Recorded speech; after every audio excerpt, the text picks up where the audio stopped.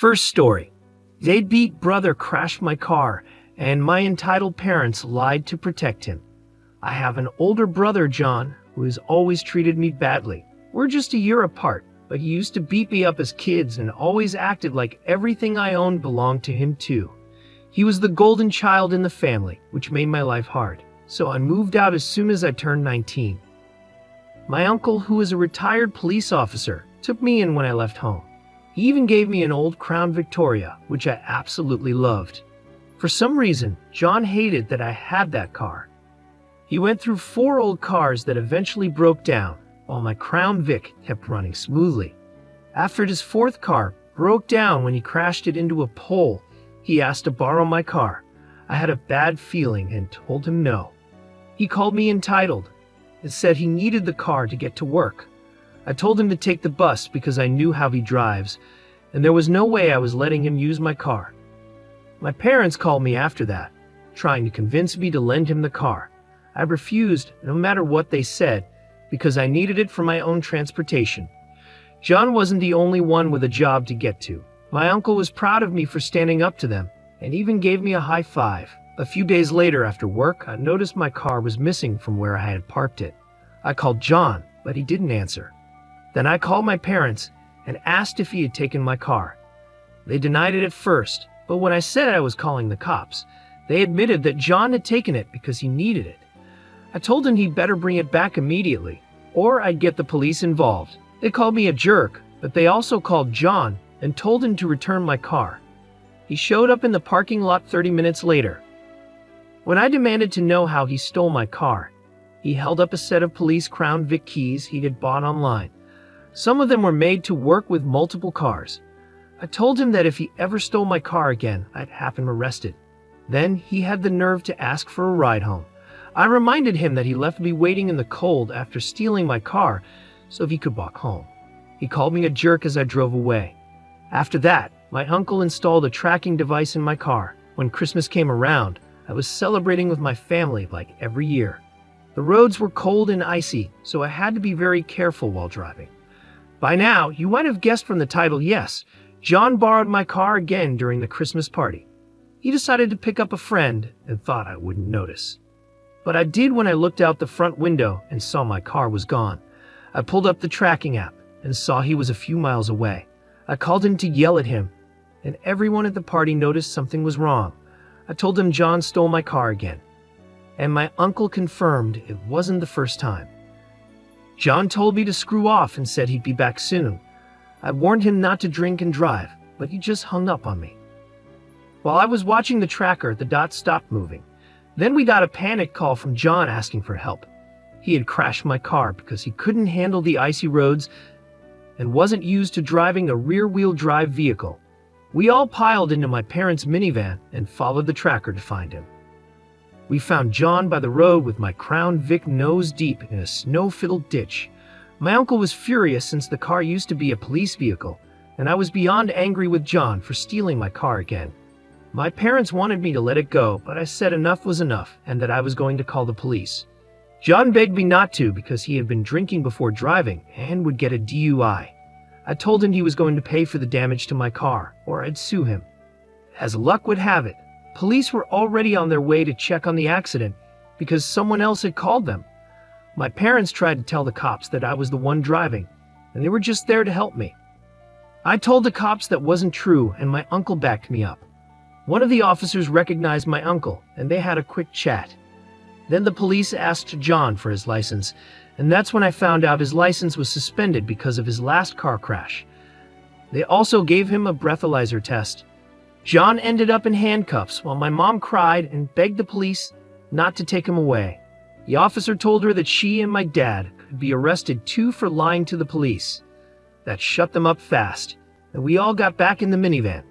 The Christmas party ended early, and my parents drove me and my uncle home since he had come with me. They didn't say much during the drive and sped off as soon as we got out of their van. They almost slid off the road themselves doing that. My brother was released from jail the next day, looking terrified and close to tears. The cops had scared him by talking about the horrors of prison, and he even wet himself. They let him take a shower afterward. My uncle started laughing and told us that his friends at the police department didn't file the DUI charge, just the one for the suspended license, which was about a $1,000 fine. My uncle said he just wanted to teach John a lesson and that this would be the only time he'd help him out. John then apologized to me and promised to pay for the repairs to my Crown Vic. He also swore he'd never touch my car again. When the car was pulled out of the ditch, the front-end damage was minor, just a new bumper, headlight, and grille were needed. The damage was only on the surface, thankfully. My parents have pretty much pretended the whole thing never happened. John gave me the extra Crown Vic keys he had bought online and said he learned a lesson he wouldn't forget. Update. This is an update from yesterday. My brother kept his promise and paid for the damage to my car. The body shop guy gave me a fair deal to replace the damaged parts on my Crown Vic and just asked if I cared whether the parts were original or not. I told the body shop I didn't care if the parts were original since the car is old, and I didn't want the repair bill to get too high. I thought the damage was just on the surface. There was a bit more to fix. The shop said they needed to straighten out some minor damage, but it wasn't anything major. They could handle it easily. There was also a little damage to the fender panels, but they assured me it was easy to fix, especially since I didn't mind if everything wasn't perfect. The new parts would be painted to match the car, so that was good news. My brother paid the body shop in cash right away after getting the repair quote. He seemed eager to hand over the money and said goodbye politely. I won't say how much it cost, but it definitely hurt his savings, especially after paying the fine for driving without a license. He was hoping to get a new car, but now he can't until his license suspension is over, which I think will be a while. My parents had given my brother a ride to the body shop, and after he left, they stayed behind to scold me for making him spend all his money fixing my car. I could tell they were about to say something about how I should have just let him use my car in the first place, and how this all could have been avoided if I had. But something inside me snapped, and I cut them off. I finally let it all out. I called them out on everything, the favoritism, how they've always treated my brother as more important than me. I reminded them that I had to move in with my uncle just to get away from their unfair treatment. I told them how they let my brother steal my car and then tried to lie about it until I threatened to call the police. They even tried to lie to the police by saying I was the one driving when my brother crashed my Crown Vic. And now they were mad at me for making my brother pay for the damage he caused by stealing my car on Christmas Eve, driving without a license and while drunk. By the time I finished, I was out of breath. I was nearly out of breath. My mother was crying and my father's face was bright red, looking like he was about to explode. But instead of shouting, he took my mother by the hand and started to leave. Just then, a guy sitting near the door blurted out, "You guys are narcissists." That was all it took to push my father over the edge. He started attacking the guy like a madman. My dad isn't small, and he knows how to throw a punch, so he beat the poor guy badly like a wild gorilla. I yelled for the clerk to call the cops, and they did. When my father heard that, he bolted out the door and drove off, leaving my mother crying in the lobby. The police had to pick him up at home, and surprisingly, he cooperated when they arrested him. But now he's facing charges for assault. The guy my father beat up had a badly swollen black eye, a possibly broken nose, and a concussion. I was there when they put him in the ambulance to take him to the hospital. My mother has been calling me, crying and blaming herself. My uncle says it's about time my dad got some karma, and my brother is doing everything he can to stay out of it. This is not how I thought things would turn out. Update. My father is out of jail now, and I've been told he looks terrible. My mother paid his bail, and when he came out, he looked almost as beat up as the guy he attacked. Apparently, he picked a fight in jail over the weekend and got jumped by other inmates. My uncle went with my mother when my father was released and described what he looked like to me. He said my dad has 2 black eyes, dark bruises all over, a fat lip, and is missing a tooth. My uncle said my father didn't try to blame me for anything this time. He barely spoke at all. He just got into the minivan with my mother and went home. I managed to get in touch with the guy my father beat up. A friend of a friend knows him. I'll call him Scott for now. My father beat Scott up pretty badly. Scott has a concussion from hitting his head against the wall after being punched several times. His nose is indeed broken, and he's in a neck brace. He spent 3 days in the hospital.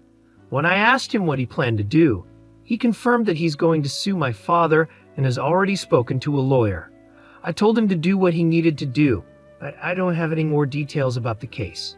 My friends and I put together a gift basket for Scott, and we all chipped in some money since he won't be able to work for a while. Even my uncle contributed, even though he didn't have to.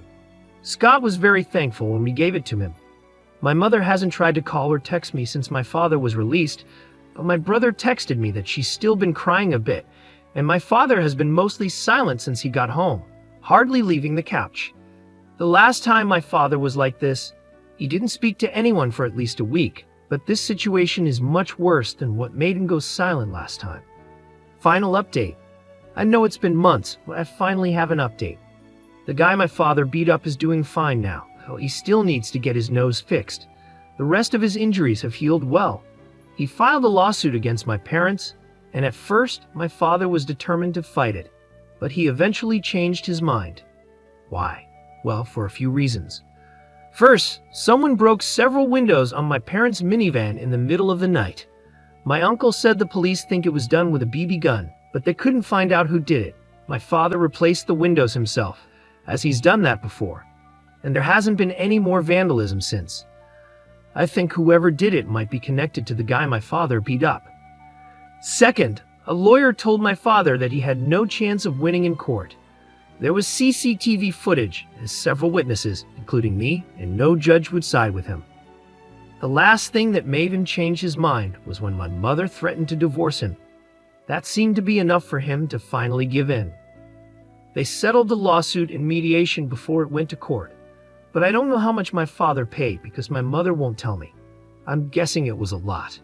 As part of the agreement, my father also has to go to anger management classes. I've only seen my father a few times in the past few months, and it's clear he's still mad at me. He avoids looking at me and always seems angry. But after everything that happened, he can't justify his anger anymore, not even to himself. He just sits quietly and fumes. He's also cut back on drinking a lot, probably because it's one less expense for him and my mother to worry about. As for my brother, you'll be glad to know he's been trying hard to make things right with me. He moved out of our parents' house and is living with a friend now. He got his license back, but doesn't have a car yet because he can't afford one. Instead, he rides a bike to work. His relationship with our parents is more strained now, though. After a while, our father started blaming him for everything that happened over the holidays, and our mother had to calm him down. My father is a lot calmer now since he started going to anger management, but it's clear he still doesn't like me. It's not like my parents are suggesting family therapy or couples therapy. I think my father doesn't want more people telling him he's wrong, and my brother and uncle agree with that. My father is still working, though his clients dropped off for a while. He's back on his feet now. My mother says he wants to get dentures for his missing teeth. It turns out he lost more than one tooth after getting out of jail. Initially, it was just one, but several of his upper teeth were already in bad shape, and he had to have more pulled. Now he's missing 5 teeth on the upper left side of his mouth. A lot of people criticized my uncle for keeping my brother's DUI from being filed, and I had mixed feelings about it too. My uncle read many of the comments and finally said, after a few months, that he'd never do something like that again, no matter who it is. I agree with him, and my brother understands too, so no one will ever expect my uncle to just fix things if they get arrested again. So, that's my final update. See you all later. P.S. Yes, my car is doing fine. It has a tracker and a kill switch now, and there have been no mechanical issues since it was repaired. I think this story might be fake because everything seems too convenient, but I'll keep updating as the original poster shares more. Second story. My deadbeat husband left our toddler and baby on a busy road, and they almost died, so I packed my bags and left. Now he's begging for forgiveness. What should I do? Hey Reddit, I need to share what happened because I'm still shaking. I'm 27 and have been with my husband, who's 32, since 2024. We have a 5-year-old daughter and a newborn son. But tonight, something terrible almost happened. My husband has always had trouble focusing, but I never thought it would go this far. Our neighborhood is laid out strangely, with cars speeding by all the time. I was folding clothes when I suddenly heard our daughter scream, "Dad, help." That scream made me drop everything and run outside. What I saw made my heart stop. Our newborn stroller was rolling toward the busy street. I screamed and ran as fast as I could, barely stopping the stroller in time. My daughter had fallen and scratched her hands and knees while trying to chase after the stroller. I grabbed my baby, my heart racing, and looked around for my husband. He wasn't watching the kids, he was chatting with the neighbors, completely unaware. The anger I felt was like nothing I've ever experienced. I stormed up to him, shouting in disbelief. He looked shocked at first, and then realized what had almost happened. He started apologizing and crying, but it was too late. I couldn't understand how he could be so careless, so blind to our daughter's screams and the stroller rolling away. I packed up the kids and left. I'm staying with my parents now, and they're on my side. But my husband keeps texting and begging for forgiveness, saying it was just an honest mistake. But I can't get over the fear of almost losing my baby because he couldn't focus for even a second. My daughter got hurt because he wasn't paying attention. I almost lost my son because he wasn't paying attention. I can't stop crying. I wish this had never happened. I'm sorry this is short, but I just want to hold my babies. And I can't stop shaking every time I think about it. What if I had been just 1 second late? Would I have been planning a funeral? I left the house because I hated it. I didn't feel like it was safe for the kids with all the traffic, and I was right. It's my husband's workhouse, and I can't be running around either. I had a C-section less than 5 weeks ago. A lot of people are asking why I wasn't watching the kids myself. I was doing their laundry like any parent does while my husband took the kids for a walk to spend time with them. He caused this situation all by himself. This has never happened before, so how was I supposed to know? People are asking why I didn't get him checked out. I'm not his mother. He's 32 years old. I'm tired of people acting like I have to parent my husband while I'm also taking care of a newborn and a toddler and still healing from a C-section. I even tore my stitches when I ran to save my baby. I don't care if it was his ADHD. The court wouldn't care either. If he had killed my child, he would have gone to prison, no matter what. Relevant comments and additional information from the OP. A specific comment mentioned, okay, he was 99% wrong, and I'd be furious just like you, but I'm a little confused about the situation. Why was your baby left unattended in a stroller? How did the stroller end up in the road if you were at home? Is it normal for your baby to be out front in the stroller while your toddler plays outside? Maybe it was a freak accident. As a mom, I have to be honest, most of us have had near-death experiences with our kids. We could be naive and expect our little ones to have more awareness and survival skills than they do. When my son was 2, we had a terrible experience with an escalator, and I still have trouble sleeping because of it. Every parent has these moments unless they're insanely lucky. I don't fully understand what happened, but it seems like he's really sorry and feels awful. Once you go through something like this, you never forget it. If he truly loves your kids, he's devastated and has learned a hard lesson. I'm not sure if your response was the best, but I understand why you did it in the heat of the moment. I think you two need to have a serious talk and maybe consider moving if possible. I wouldn't jump straight to divorce like Reddit often suggests. I believe there's a solution here, and I'm so sorry you're dealing with this. It's the worst feeling in the world. Ope's response. Hi there, let me clarify. I was sitting inside in the living room, and there's a big window behind the TV that was open a little so I could hear what was happening outside. That's when I heard my toddler scream for her dad to help. When I got outside, he was standing on the neighbor's driveway. I think he must have left the baby on the road because there's no way the stroller would have rolled off by itself. My toddler was playing with the neighbor's cat before she noticed her brother rolling away. When I confronted my husband about it, he just kept stuttering and couldn't explain what happened. I still don't know if he forgot to put the brakes on the stroller, if the wind pushed it, or something else. My neighbor contacted me and asked if I wanted the security footage because his wife is completely on my side. So I'll probably find out what happened once I get the video. Comment. I understand this is a horrible situation, but saying you don't care if it was his ADHD won't help and might make things worse. It's important to remember that with ADHD, sometimes people don't register things like this at all. People with ADHD often have shorter life expectancies because they may accidentally harm themselves. This isn't the same as being careless. Learning more about ADHD could help you both stay safer. Understanding how my ADHD works and using specific precautions has probably saved my life. You should tell your husband what you need from him, whether that's getting better control of his ADHD through medication or other methods, or setting clear rules like not taking the kids out front without you. It's strange that neither your husband nor the neighbor noticed the stroller you did from inside. Were the neighbors just watching the stroller roll toward the street? Was your husband somewhere where he couldn't see it? Were you already heading outside when this happened? I'm trying to understand why neither your husband nor the neighbor noticed, but you did from inside. People with ADHD usually react quickly in emergencies, so this seems odd. I'm not accusing you of leaving anything out, but think about what your husband and the neighbor were doing that they missed it. Something feels off. This is a terrible situation. I once lost a pet due to inattention from ADHD, but I can't imagine nearly losing a child. Op's response. That's why I'm waiting for the footage. It doesn't make sense how this all happened. I'm not sure how to describe my house. There's a big window in the living room that was open a bit so I could hear outside. The neighbor's house is 3 houses away, and we live at the end of the street near a main road. When you walk into my house, the living room is on the left, and the kitchen is on the right. When I got up, I couldn't run fast because I'm still healing. Sorry if this is confusing. When I ran outside, the neighbor's wife was running toward the stroller, but was still far away, and the neighbor was helping my little girl off the road.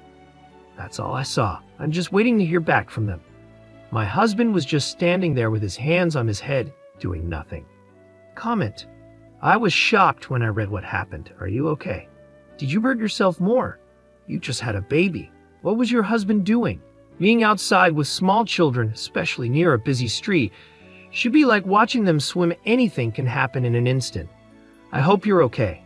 Do you have cameras in your house? I wonder how long your husband was talking to the neighbor. Op's response. I tore my C-section stitches and had to go to the ER. While I was there, I made sure my little girl got her knees and hands bandaged up. The crazy thing is, I didn't even realize I was bleeding until I was in my parents' car. My mom noticed and panicked, taking the baby back to their house while my dad took me and my daughter to the hospital. Update 15 hours later. The neighbor's wife sent me the footage, and I just can't believe what I saw. My husband was walking with the stroller, and our toddler was in front of them. When they passed the neighbor's house, the neighbor was outside washing his car, and our toddler saw his cat and stopped to pet it. My husband stopped too, but he left the baby on the road. He didn't even bother locking the stroller wheels and walked all the way up the driveway without looking back. He had his back to the stroller for about 10 minutes before it suddenly started moving. I think it was because the road is on a hill, or maybe it was the wind. My toddler never went near the stroller. The stroller rolled down the road, and that's when my toddler started screaming and running after it. When she saw the stroller, the neighbor started running after my daughter, but she tripped, and he tried to help her up. That's when the neighbor's wife drove into the frame, stopped her car, and ran back toward the stroller. After that, everything went out of frame, but you can hear all the noise. My husband just stood there the whole time with his hand on his head, staring blankly. He didn't even move when our toddler was crying after she hurt herself. He only started crying when I confronted him. I don't know what to do. I'm panicking because this isn't the life I wanted for my kids. I can't understand why he just stood there. I haven't gotten a text or call from him since I saw the video, just silence. I can't stop hearing my daughter's screams in my head. It's a sound no mother ever wants to hear. I can't explain it, but it felt like my blood ran cold, and all I felt was pure fear. I'd never want to watch that footage again. Thank you for watching the video. If you're interested in more stories like this, we have plenty more to share. Just subscribe to our channel, hit the like button, and share it with your friends.